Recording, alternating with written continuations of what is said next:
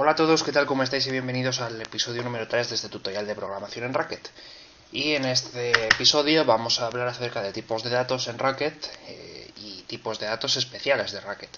Voy a comentar dos tipos de tipos de datos, valga la redundancia. En primer lugar, tipos básicos, que son los que podemos encontrar en cualquier lenguaje de programación y que realmente no tienen mucho misterio.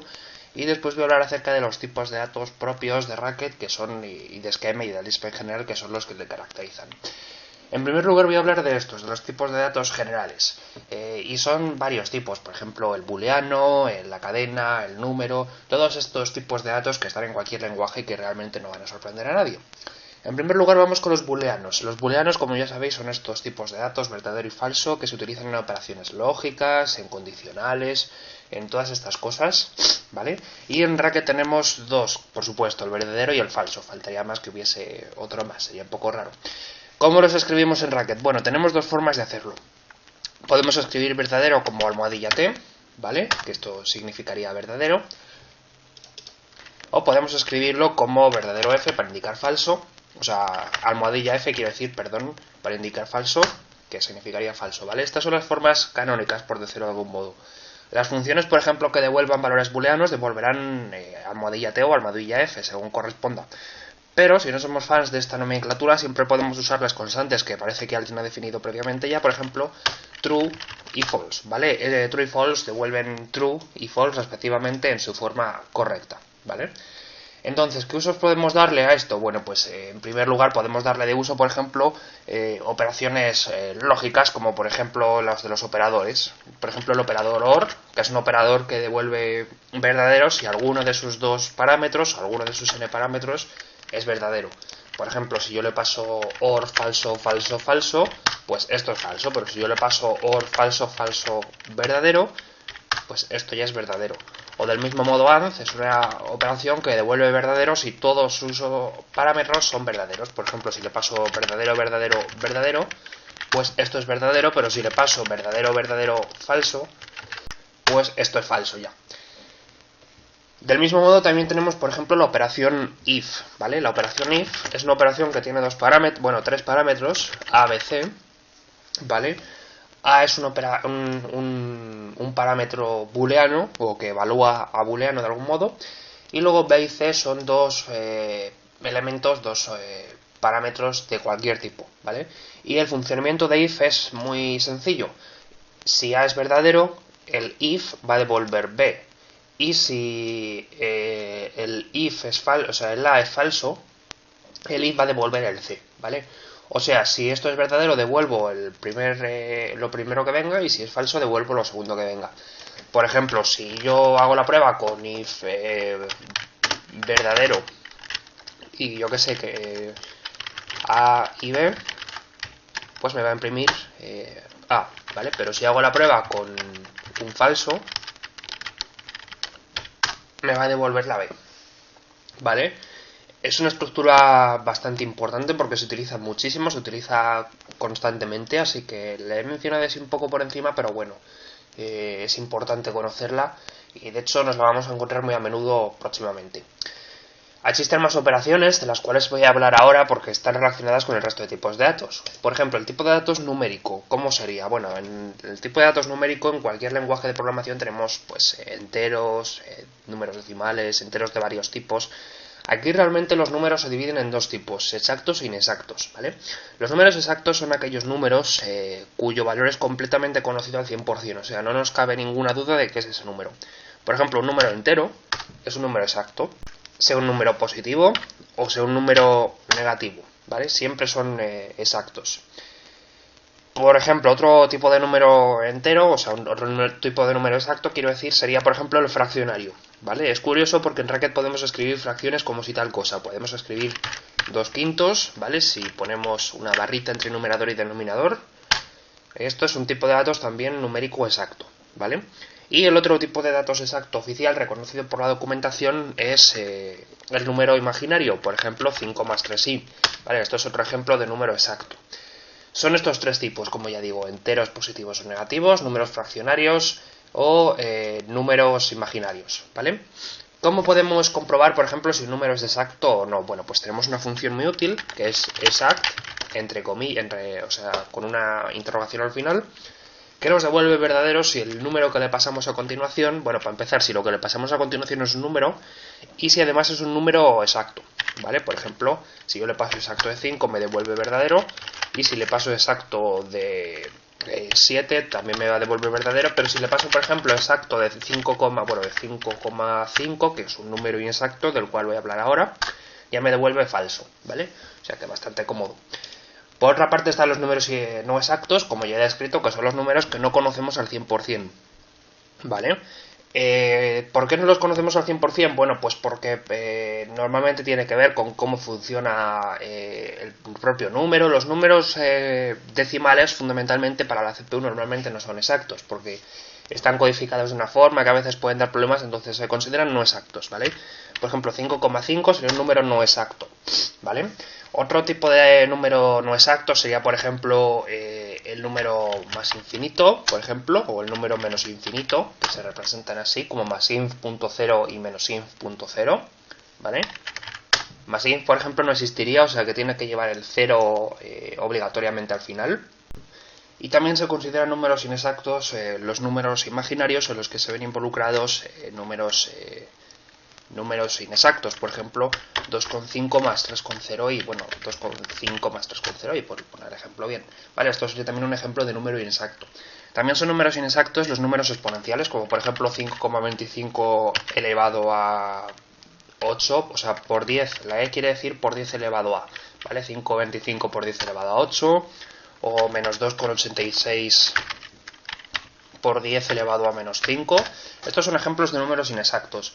Podemos comprobar si un número es inexacto de una forma parecida como hacíamos con exact, simplemente poniendo inexact, pues inexact de 2,5 más 3,0i, por ejemplo, devuelve verdadero si el número es inexacto y devuelve falso si no lo es, ¿vale? No tiene mucha complicación.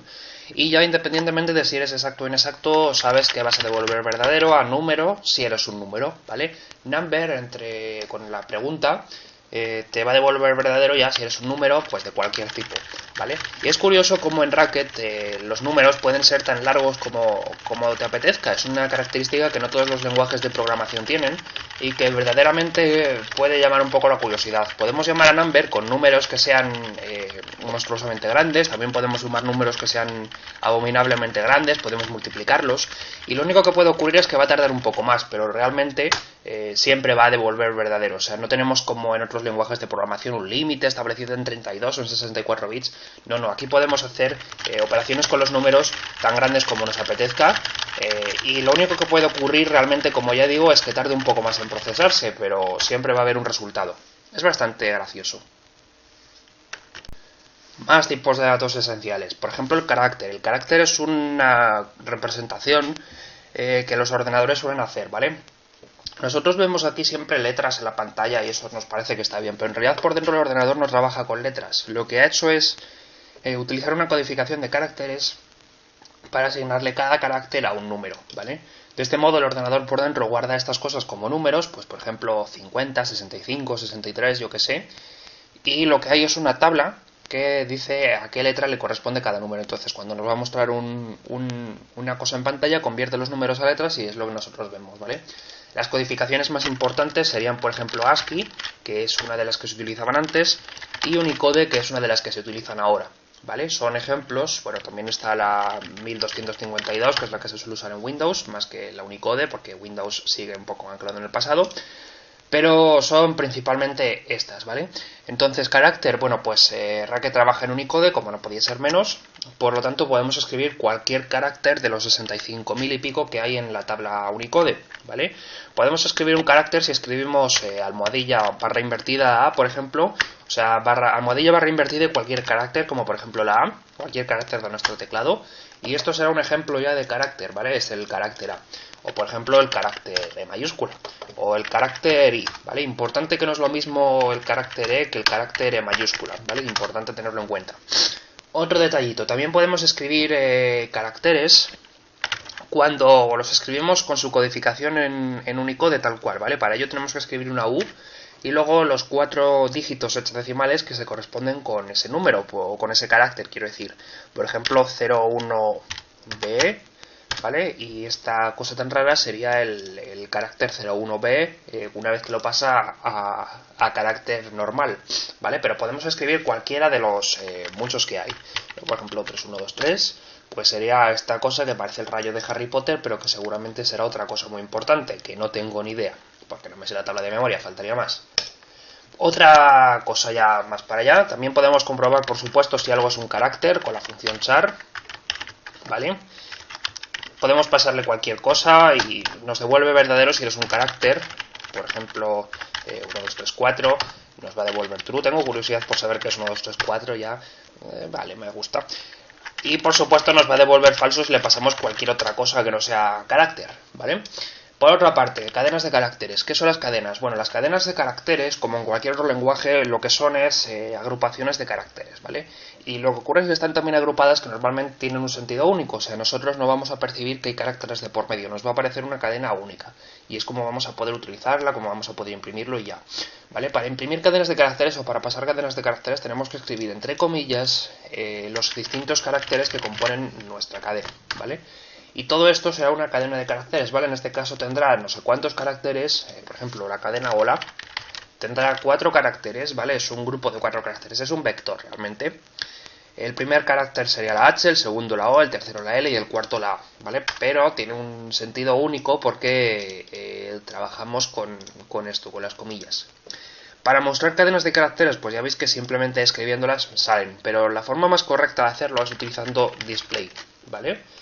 Con display lo que hacemos es imprimir la cadena de caracteres tal cual, ¿vale? En realidad se debería imprimir con display porque como veis ya no nos salen las comillas, lo cual está bastante bien y es más bonito, se imprime de color mora en vez de color azul, lo cual nos quiere decir algo, debe ser que es especial o algo, pues sí, más o menos, es un texto mejor escrito, ¿vale?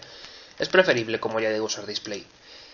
Por otra parte, ¿qué hacemos si queremos escribir a mitad de una cadena, por ejemplo, las comillas? Porque claro, si yo me pongo a hacer así, digo, él me dijo sí, pues como veis ocurren cosas un poco raras, ¿vale?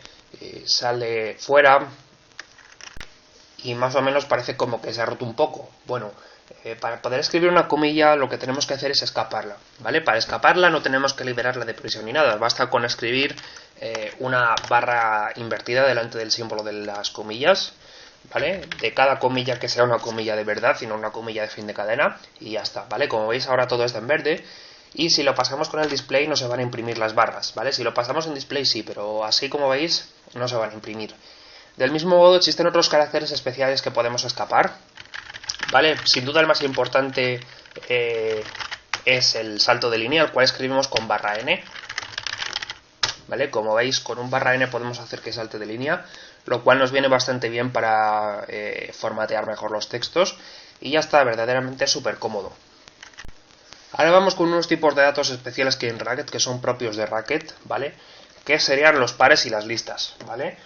Son especiales de Racket y de Lisp y de esquema en general y son los que utilizamos principalmente para trabajar con los datos de nuestro programa, ¿vale? En primer lugar voy a hablar acerca de los pares.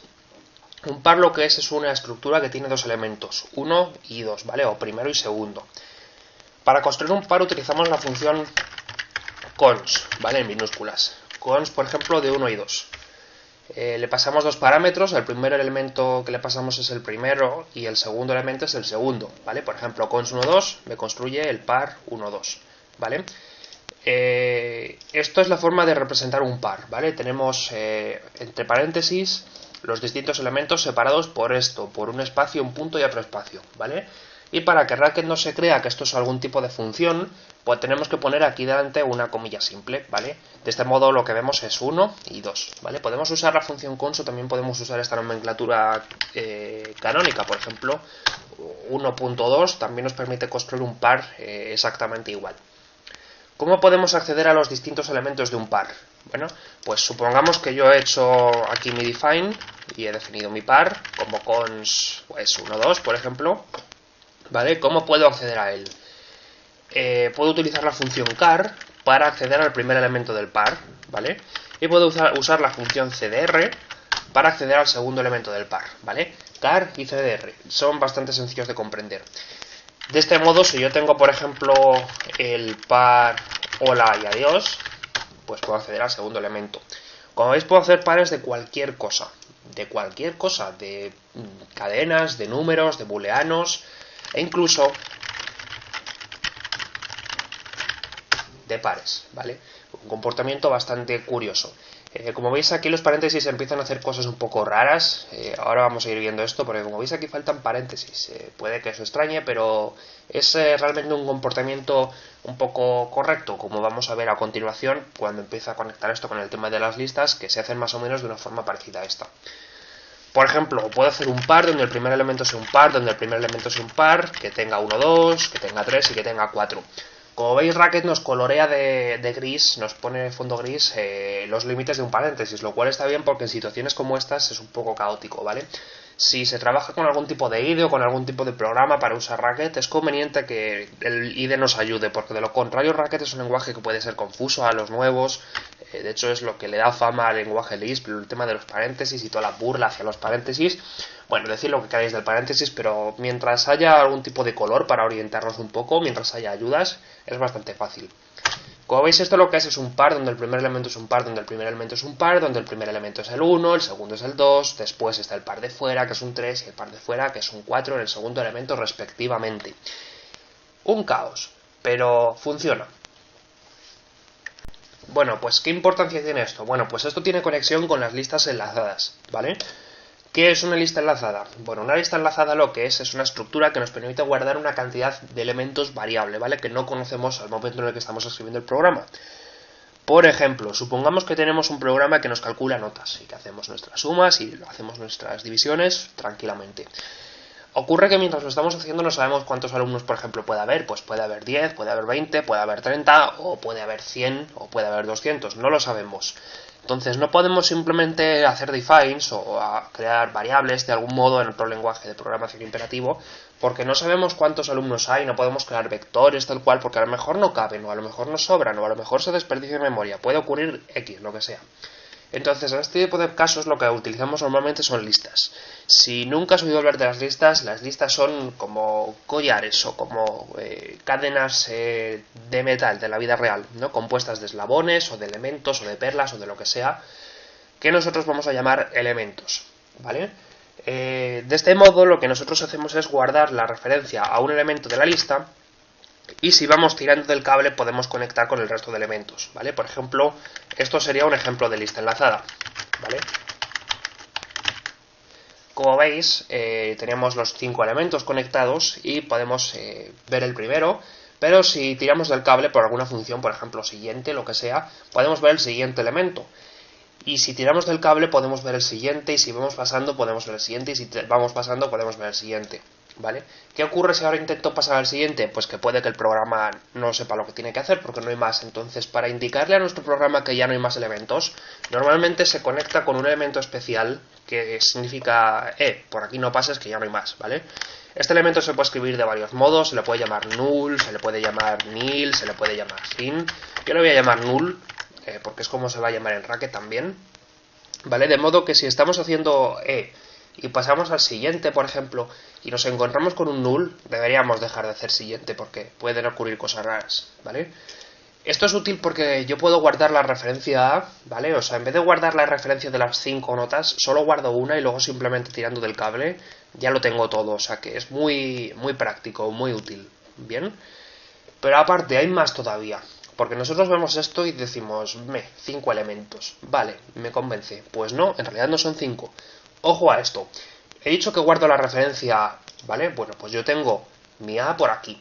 Y digo, voy a seguir del cable, voy a seguir tirando el cable. ¿Y qué es lo que veo? Veo B, error. En realidad no veo B, en realidad lo que veo es otra lista, listaception, donde el primer elemento es una B, y donde si tiramos del cable, pues tenemos otra lista, donde el primer elemento es otro C, y si tiramos del cable hay otra lista, donde el primer elemento es una D, y así sucesivamente. O sea que en realidad una lista no es simplemente 5 elementos conectados, en realidad una lista es una estructura recursiva. Tenemos null, tenemos la lista E, tenemos la lista DE, tenemos la lista CDE, tenemos la lista BCDE y tenemos la lista ABCDE. Y esto tiene que ver con los pares porque, como veis, esto lo podemos guardar exactamente como un par. El primer elemento sería A y el segundo elemento sería otra lista, donde el primer elemento sea la B y donde el segundo elemento sea otra lista. donde el primer elemento sea la C y donde el segundo elemento sea toda la lista. Creo que ya me estoy explicando bastante bien, ¿no? Creo. Entonces, para trabajar con listas podemos hacer algo como esto, ¿vale? Yo he escrito antes esta especie de estructura, no sé si la tengo por aquí, ¿vale? Y es exactamente igual, ¿vale? Bueno, realmente esto lo he escrito antes, pero he borrado esa toma porque estaba mal grabada, pero bueno, puedo hacer exactamente esto, ¿vale?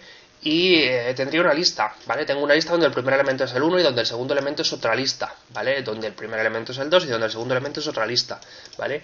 Para indicar que ya no hay más lista, pues utilizamos null en vez de declarar otro cons, ¿vale? Pero si yo esto lo pruebo, por ejemplo, y llamo a lista, como veis tengo una lista, tal cual, a pelo, ¿vale? Una lista, como veis, se caracteriza porque ya no tiene puntos, ¿vale? Es un conjunto de elementos separados por espacios y entre paréntesis con la comilla delante como siempre, pero no hay punto, ¿vale? Pero es bastante curioso porque no deja de ser un par de pares. O sea, si yo llamo al primer elemento de lista, pues obtengo el 1. Y si llamo al segundo elemento de lista, pues obtengo otra lista. Y si llamo al primer elemento del segundo elemento, lo que sea, pues obtengo esto. Y si voy pasando por CDRs de forma recursiva, voy obteniendo las distintas listas hasta llegar a una lista vacía, por ejemplo. Bueno, esta es la lista que solo tiene un elemento. Pero si yo voy saltando elementos de elementos en elementos, puedo llegar a la lista vacía, por ejemplo. Entonces, una lista, pues eso es lo que digo, un conjunto de elementos en forma de par, de una disposición especial, ¿vale? Realmente, para escribir listas podemos usar una nomenclatura más fácil que esta, obviamente. Esto es una cosa un poco compleja. Podemos simplemente usar list, ¿vale? Y pasarle los elementos de nuestra lista, tantos como queramos, ¿vale? Y él nos construirá una lista con todos esos elementos, ¿vale? Las listas se utilizan muchísimo en Racket y de hecho en los próximos vídeos ya iremos viendo cosas que se pueden hacer con listas, como por ejemplo las aplicaciones o los filtros o los mapas. Realmente las listas se utilizan muchísimo en Racket y también, por ejemplo, para hacer cualquier tipo de operación de forma recursiva o de forma iterativa es lo que más se utiliza.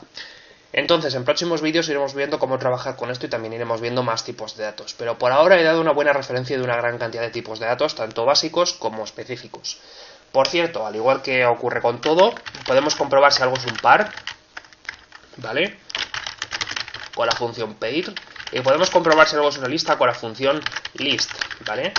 Que obviamente devuelven verdadero si algo es un par y falso si no lo es, ¿vale? Como veis, 1, 2, 3 también la lista 1, 2, 3 también se considera par, ¿vale? Así que mucho cuidado con esto, ¿vale? Pero por ejemplo la lista 1, 2 no es un par, ¿vale? O sea, no es una lista, quiero decir, perdón. O el par 1, 2 realmente no es una lista. Así que mucho cuidado con esto, ¿vale? Por supuesto, también tenemos esas funciones, como ya digo. Y poco más. Así que nos vemos en próximos vídeos. Un saludo y hasta luego.